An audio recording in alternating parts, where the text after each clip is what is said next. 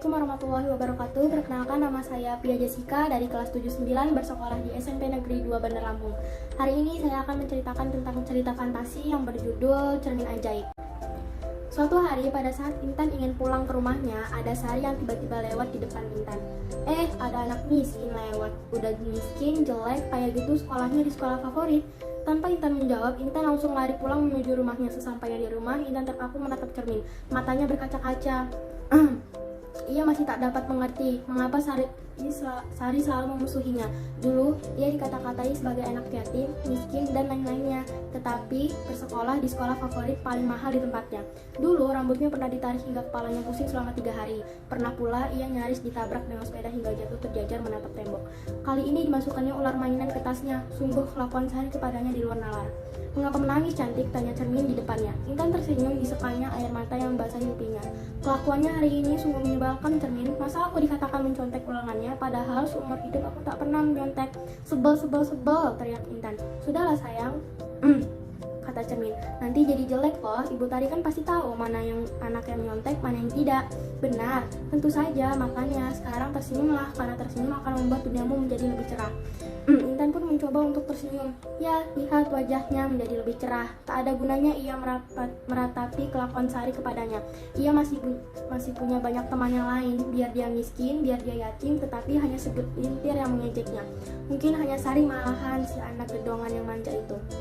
Latihan sore itu pun diakhiri lebih awal karena tiba-tiba hujan turun. Intan tak membawa payung, terpaksa berteduh di teras sekolah. Ia duduk di bangku kosong yang berada di depan ruang pintu guru. Teman-temannya yang sudah siap bawa payung lebih dahulu, ada pula yang dijemput mobil, sehingga tak kerepotan menunggu hujan reda. Tinggal ia sendiri di sekolah itu. Tidak, ternyata masih ada seorang anak lagi yang belum pulang. Sari mungkin belum dijemput. Melihat Sari diam saja, Intan pun tak hendak menyapanya. Mereka berdua duduk berjauhan dengan suasana yang kikuk. Terkadang saling pandang, tetapi ketika Intan hendak melemparkan senyumnya kepada Sari, anak gedongan itu melengos. Sudah hampir maghrib karena hujan tiba-tiba menjadi gerimis. Intan merasa bahwa ia harus segera pulang. Ia bisa beralih kecil untuk menghindari gerimis. Rumahnya tak jauh, lagi pula sebentar lagi maghrib. Ia tak mau ketinggalan waktu mengerjakan sholat maghrib. Kantor guru, sekilas dilihatnya, Sari menatap padanya dengan pandangan seolah memohon. "Jangan pulang, aku takut di sini sendirian." Hari memang sudah menanjak gelap karena mendung masih menggayut di langit kota. Dari kejauhan terdengar suara orang mengaji melantunkan ayat-ayat suci. "Kamu tidak dijemput?" tanya Intan memulai percakapan. Sari menggeleng, matanya mulai berkaca-kaca. Iba hati, Intan melihatnya. Mungkin suatu terjadi di jalan. Sambil menghibur Sari, "Kamu mau menunggu ayahmu di rumahku?" "Kamu?" Serasa tak percaya diri, Sari menjawab ajakan Intan. Intan mengangguk.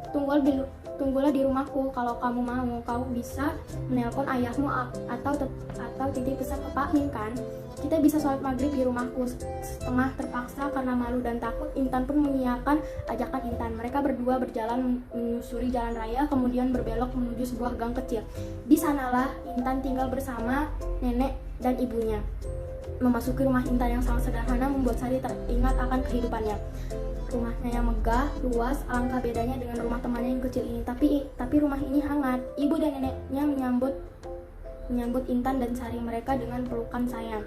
Mereka pun segera mendapat seguhan secangkir teh hangat dan 2 potong pisang gorengan. Lumayan untuk mengganjal perut yang kelaparan dan kedinginan. "Tan," kata Sari kikuk. "Ya, mengapa kamu begitu baik kepadaku? Aku tak bisa membayangkan kalau aku mesti tinggal di sekolah sendirian malam-malam begini," kata Sari. "Kamu kan temanku," jawab Intan kalem. "Tapi kan, ya Sari, meskipun kau suka mengolok-olokku, aku maafkan kok," kata Intan sambil tersenyum. "Kamu?" Sari tertunduk malu. Sudahlah, tak perlu diingat-ingat lagi," kata Intan. "Kamu mau singgah di sini saja, aku sudah senang," lanjutnya. "Benar, Tan." Intan mengangguk. "Maafkan aku ya, aku telah iri kepadamu selama ini." Intan tersenyum. Kamu mau kutunjukkan sebuah rahasia?" Tanyanya selanjutnya kepada Sari. "Rahasia?" Intan pun mengeluarkan sesuatu dari laci mejanya. Cermin?" Intan mengangguk. Iya, selama ini selalu menghiburku ketika aku sedih. Lagi pula, ia yang menyadarkanku bahwa sedih, kecewa, marah, iri, dan semua itu yang buruk hati itu tak baik." Sari terdiam. Intan pun memberikan cermin kecil berdiameter 12 cm itu kepadanya. Sari memegangnya dengan gemetar. Lihat wajahnya di cermin, tidak apa-apa.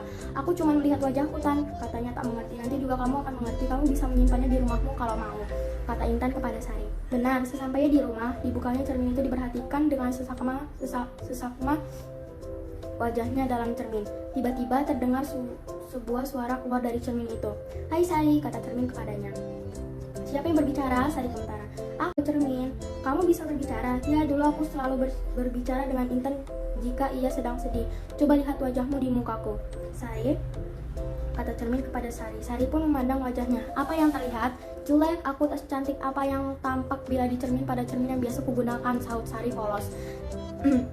Dalam cermin itu dilihatnya seorang anak kecil yang bertampang kusut dan tak pernah tersenyum. "Itulah hatimu," kata cermin kepadanya. "Hatiku? Ya. Jika hatimu sedang kacau, maka wajahmu akan terlihat buruk di mataku. Bukanlah hatimu sedang diliputi banyak perasaan tak senang? Kamu sering merasa marah, iri, dendam pada temanmu, bukan?" Intan hanya bisa terdiam.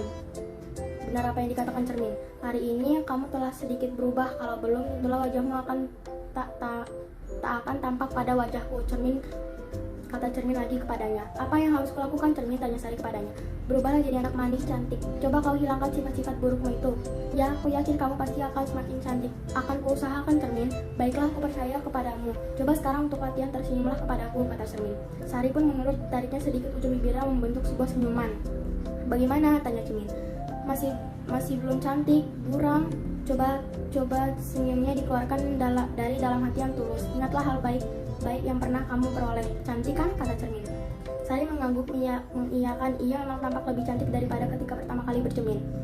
"Aku adalah cermin hatimu, Sari. Jika hatimu baik, wajahmu akan memancarkan cahaya yang membuat kecantikan fisikmu semakin sinar pula. Orang yang memandang pun akan senang. Namun, jika hatimu buruk, wajahmu akan memancarkan sinar buram yang hanya akan merusak kecantikan fisikmu. Terima kasih, cermin. Terima kasih telah mengingatkanku," kata Sari.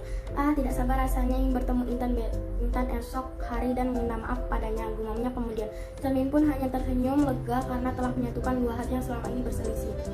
Oke, sekian cerita fantasi saya yang berjudul Cermin Ajaib.